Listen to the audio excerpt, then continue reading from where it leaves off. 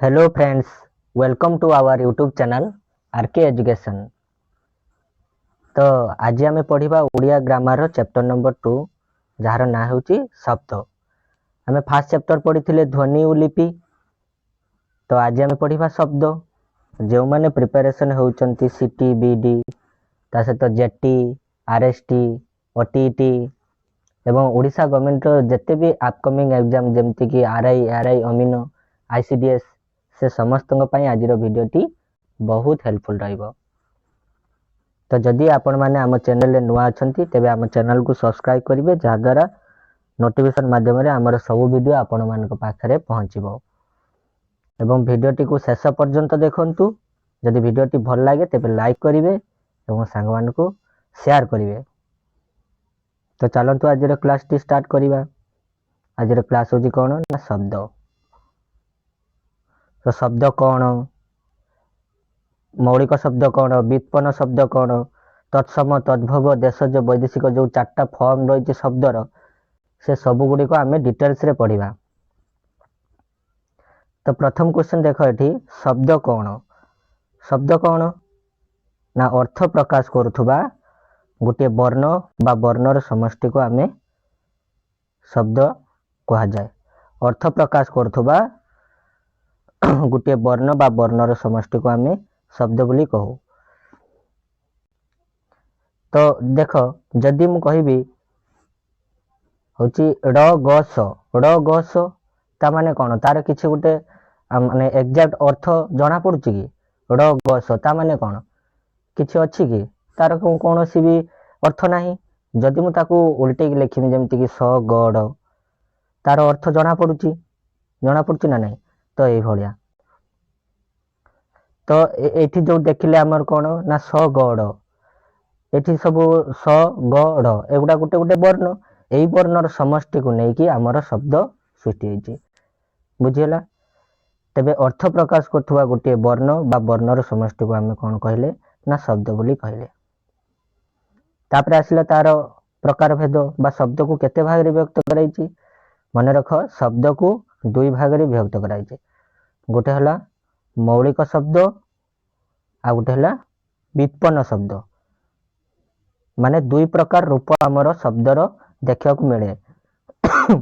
गोटे हला मौलिक शब्द आ गोटे व्युत्पन्न शब्द। मौलिक शब्द कौन ना कौन सी गोटे ध्वनि बा वर्ण काटिदेले सही माने कौन तार अर्थ से सेम हुए सेटा को आम कौन कहले ना मौलिक शब्द। तो ये देख जो शब्द गुड़िक गोटे एकक अर्थात जो शब्द गुड़िक गोटे एकक अर्थात एथिरो कौन सी गोटे ध्वनि बा वर्ण काटिदेले ताहा सही पर्यायवाची अर्थ प्रकाश करिवार अक्षम हुए ताहाको मौलिक शब्द कहा जाए। यह हेउची प्रकृत पक्षे मूल शब्द। एथिरे कौनसी प्रत्यय संयुक्त होई न थाए। तो देखो मौलिक शब्द ताकू कहा जाए जार कि कौनसी प्रत्यय संयोग होई नथिबो, संयुक्त होई नथिबो। जेमते एठी एग्जांपल देछि कौन ना धाई आई बीणा धन पाठ ए सब हैला मौलिक शब्द। कहीं ना एथिरे तुमरो प्रत्यय जोग है नहीं से एगुड़िक सब मौलिक शब्द बुझीगला। तापरे कौन ना व्युत्पन्न शब्द। व्युत्पन्न शब्द कौन देखिबा मूल शब्द रे बा धातु रे प्रत्यय जोग करा जाए नूतन शब्द गठन करा गले ताको व्युत्पन्न शब्द बोली कहवा। तो देखो तो ताको मु अंडरलाइन करूची जे गुडी को मु अंडरलाइन करूची से गुडी को खाता रे लिखि नियो एग्जाम रे निहाती भाबे हेल्पफुल रहिबो। मूल शब्द रे बा धातु रे प्रत्यय जोग करा जाए नूतन शब्द गठन करा गले ताको व्युत्पन्न शब्द बोली कहा जाए। एटी तुमरो एग्जांपल भी देछि जेमती प्रवीणा निधन पाठुआ। एटी देखो पाठ आ उआ पाठ टाला मूल शब्द तापरे उआ प्रत्यय जोग हला सेति पई पाठुआ आइछि। तापरे देखो डाक्तराणी हाकिमाणी जमीदारिया ये सब गोटे गोटे व्युत्पन्न शब्दर एग्जांपल बुझीगला। व्युत्पन्न शब्द कौन बुझीगला। मौलिक शब्द कौन ना जार कि कौन सी ध्वनि बा वर्ण काटिदेले ସେଇ ଅର୍ଥ ପ୍ରକାଶ ହେଉଥିବ ତାକୁ ଆମେ ମୌଳିକ ଶବ୍ଦ କହିବା। ଆଉ ବ୍ୟୁତ୍ପନ୍ନ ଶବ୍ଦ କ'ଣ ନା ମୌଳିକ ଶବ୍ଦରେ ଆମେ କୌଣସି ପ୍ରତ୍ୟୟ ଯୋଗ କଲେ ସେଇଟା ବ୍ୟୁତ୍ପନ୍ନ ଶବ୍ଦ ହେଇଯିବ। ଯେଉଁ ନୂତନ ଶବ୍ଦଟା ଗଠନ ହେଲା ତାକୁ ଆମେ ବ୍ୟୁତ୍ପନ୍ନ ଶବ୍ଦ ବୋଲି କହିଲେ। ବୁଝିଲା? ତ ମୋଷ୍ଟଲି ଯଦି ଆମେ ଦେଖିବା ଓଡ଼ିଆ ଭାଷାରେ ଯେତେ ବି ଶବ୍ଦ ଆମର କ'ଣ ହେଉଛି ବ୍ୟବହାର ହେଉଛି ତାକୁ ଯଦି ଦେଖିବା ତ ସେଗୁଡ଼ିକ ଆମର 4ଟା ପାର୍ଟରେ ଡିଭାଇଡ୍ କରାଯାଇଛି ବା ସେଗୁଡ଼ିକ ଆମର 4 ଶ୍ରେଣୀରେ ବିଭକ୍ତ କରାଯାଏ। ତ ସେଗୁଡ଼ିକ କ'ଣ କ'ଣ? ସେଗୁଡ଼ିକ ହେଲା ଗୋଟେ ହେଲା ତତ୍ସମ ଶବ୍ଦ, ତଦ୍ଭବ ଶବ୍ଦ, ଦେଶଜ, ବୈଦେଶିକ। ତ ଏଇ 4ଟା ଶବ୍ଦ ଭିତରୁ ତମର ଏକ୍ଜାମ୍ପଲରେ ନିହାତି ଗୋଟେ କି ଦୁଇଟା କ୍ୱେଶ୍ଚନ ନିହାତି ଭାବେ ପଚାରିବ। ତ ଏଇ 4ଟାକୁ ଆମେ ଗୋଟେ ଗୋଟେ ପରେ ଡିସ୍କସନ୍ କରିବା, ତାକୁ ତୁମେ ଭଲସେ ଦେଖ। ଫାର୍ଷ୍ଟ ଆସିଲା ତତ୍ସମ ଶବ୍ଦ। ତତ୍ସମ ଶବ୍ଦ କ'ଣ? ଗୋଟେ ହେଲା ତତ୍ ଆଉ ଗୋଟେ ସମ। ତାମାନେ କ'ଣ? ତତ୍ ଓ ସମ। ତାମାନେ ଯଦି କହିବି ଏଠି ମୁଁ ଗୋଟେ ହେଲା ତତ୍ ଯୁକ୍ତ ସମ, এইটা ମିଶିକି ତ ତତ୍ସମ ଶବ୍ଦ ହେଇଛି ନା। ତ ତାର ମାନେ କ'ଣ? ତାହା ସହିତ ସମାନ। ଅର୍ଥାତ୍ କାହା ସହିତ ସମାନ? ନା ସଂସ୍କୃତ ସହିତ ସମାନ। ତତ୍ସମ ଶବ୍ଦ କ'ଣ? ନା ତା ସହିତ ସମାନ ବା ଅର୍ଥାତ୍ ସଂସ୍କୃତ ସହିତ ସମାନ। ତ ଆଗରୁ ଯେତେବେଳେ ଓଡ଼ିଆ ଭାଷା ଆମର ବ୍ୟବହାର ହେଲା ତା ପୂର୍ବରୁ ଆମର ସଂସ୍କୃତ ଭାଷା ଥିଲା। ସଂସ୍କୃତ ଭାଷାର କେତେକ ଶବ୍ଦ ଅବିକଳ ରୂପରେ ଓଡ଼ିଆ ଭାଷାରେ ଏବେ ବ୍ୟବହୃତ ହେଉଛି। ସେଗୁଡ଼ିକ କ'ଣ କହନ୍ତି? ନା ତତ୍ସମ ଶବ୍ଦ କୁହନ୍ତି। ବୁଝିହେଲା ଆରାମସେ? ତତ୍ସମ ଶବ୍ଦ କ'ଣ ବୁଝିହେଲା? ଏଗୁଡ଼ିକ ହେଉଛି କ'ଣ? ନା ସଂସ୍କୃତ ଶବ୍ଦ ଗୁଡ଼ିକର ଅପରିବର୍ତ୍ତିତ ରୂପ। ଏଗୁଡ଼ିକ କ'ଣ? ନା ସଂସ୍କୃତ ଶବ୍ଦ ଗୁଡ଼ିକର ଅପରିବର୍ତ୍ତିତ ରୂପ। ତାମାନେ ଯାହାର ଅର୍ଥଟା ସଂସ୍କୃତ ଶବ୍ଦ ସହିତ ସମାନ ହେଇଥିବ, ତ ସେଇଟା ହେଉଛି ଆମର ତତ୍ସମ ଶବ୍ଦ। ତ ଏଠି କେତେଟା ଏକ୍ଜାମ୍ପଲ ଏଠି ଦେଇଛି ଦେଖ, ଯେମିତିକି ନଦୀ, ହସ୍ତୀ, ନଗ୍ର, ମୂର୍ତ୍ତି, କୂପ, ଭୂତ। ତ ଏଇସବୁ ହେଲା ତମର ତତ୍ସମ ଶବ୍ଦ। ବୁଝିହେଲା? ତ ଏଇଥିରୁ ତମମାନଙ୍କୁ ଗୋଟେ କି ଦୁଇଟା କ୍ୱେଶ୍ଚନ ପଚାରିବ, ଯେମିତିକି ନଗ୍ର। ନଗ୍ର ଗୋଟିଏ କି ପ୍ରକାର ଶବ୍ଦ? ଅପସନ୍ ଦେଇଥିବ ତତ୍ସମ, ତଦ୍ଭବ, ଦେଶଜ, ବୈଦେଶିକ। ତ ଆମେ ତ ଏବେ ପଢ଼ିଲେ, ତ ସେଇ ଅନୁସାରେ ଆପଣମାନେ ଅପସନ୍କୁ ଚୁଜ୍ କରି ଲେଖିବେ। ତାପରେ ଆସିଲା ତଦ୍ଭବ ଶବ୍ଦ। ତଦ୍ଭବ ଶବ୍ଦ କ'ଣ? ଏହାର ଅର୍ଥ ତହିଁରୁ ଉଦ୍ଭବ, ଅର୍ଥାତ୍ ସଂସ୍କୃତରୁ ଜାତ। ଅନେକ ସଂସ୍କୃତ ଶବ୍ଦ କାଳକ୍ରମେ ରୂପାନ୍ତରିତ ହୋଇ ଓଡ଼ିଆ ଭାଷାରେ ବ୍ୟବହୃତ ହୋଇଛନ୍ତି। ବୁଝିହେଲା? ଏହି ଶବ୍ଦ ଗୁଡ଼ିକ ଆମେ ତଦ୍ଭବ ଶବ୍ଦ ବୋଲି କହିବା। ତଦ୍ଭବ ଶବ୍ଦ କ'ଣ? ଯେମିତି ତତ୍ସମ ଶବ୍ଦ ସଂସ୍କୃତ ସହିତ ସମାନ, ଅବିକଳ ସଂସ୍କୃତ ସହିତ ସମାନ, ସେମିତି ତଦ୍ଭବ ଶବ୍ଦ କ'ଣ? ନା ସଂସ୍କୃତରୁ ଯେଉଁ ଶବ୍ଦ ଜାତ ହେଇଛି, ତ ତାକୁ ଆମେ କ'ଣ କହିଲେ? ନା ତଦ୍ଭବ ଶବ୍ଦ। ତ ଏଇଠି କେତେଟା ତଦ୍ଭବ ଶବ୍ଦ ଦେଇଛି, ଯେମିତିକି ଏପଟେ ରହିଲା ସଂସ୍କୃତ ଶବ୍ଦ, ତାକୁ ପରିବର୍ତ୍ତିତ ହେଇକି କ'ଣ ହେଇଛି? ତଦ୍ଭବ ଶବ୍ଦ। ତ ଦେଖ ଏଇ ସିଟ୍ ଗୁଡ଼ାକ ଦେଖ, এটা ଦେଖ,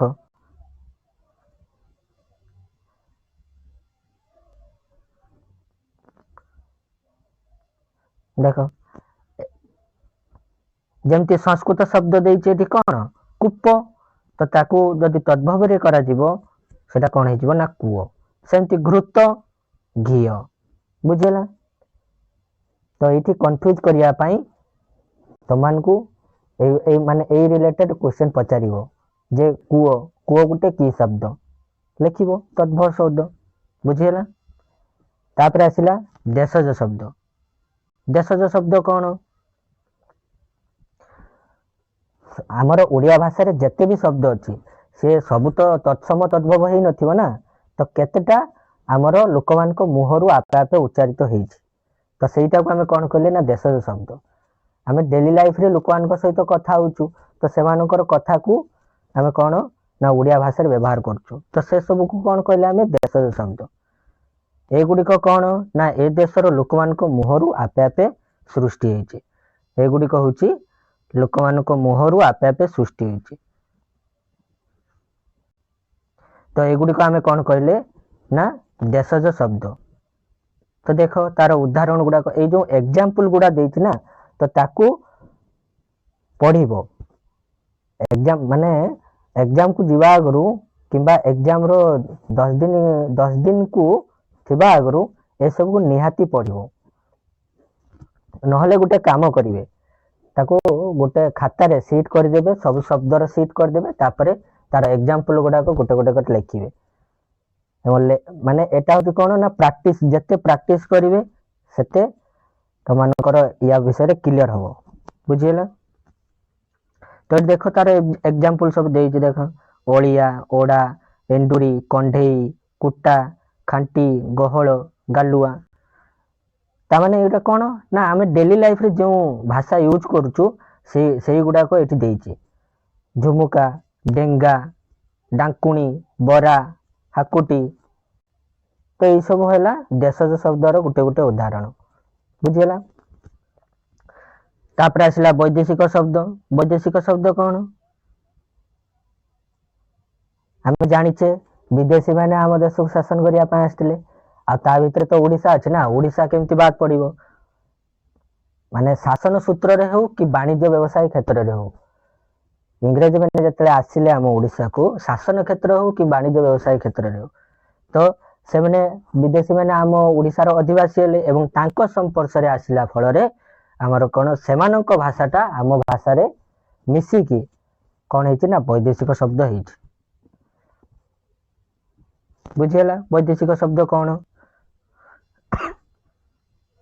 तापर आसला आरबी शब्द कौन आरबी शब्द देख ये केतरा एग्जांपल देछि ओइना अक्कल अमीन अचानक इस्तफा उकिल कायदा जुलम जरिमाना जमीदार दिमाग नगद तो यही सब जो एग्जांपल गुड़ा अच्छी एगुड़ा सब कौन ना आरबी शब्दर माने आरबी शब्द एगुड़िक बुझीगला तापर पारसी शब्द अंगूर आमदानी करज कामिज खजना खाता खातिर गुमास्ता चषमा मुक्तियार ये सब है पारसी शब्द बुझीगला तापर तुर्की शब्द गालीचा तुप बंदूक बारूद कुली तापर पर्तुगीज शब्द आचार कुबी नीलाम स्त्री तो ये सब को तो माने गोटे गोटे सीट रे खाता रे सीट रे सब शब्दर माने सीरियल करदेव तापरे ताकू कौन कर गोटे पर गोटे तार एग्जाम्पल सब लिखिदेव जहाँफल कौन हम एपटे लेखा को लेखा है तापर ताकू पढ़ा सहित प्रैक्टिस भी है बुझीगला कथा कौन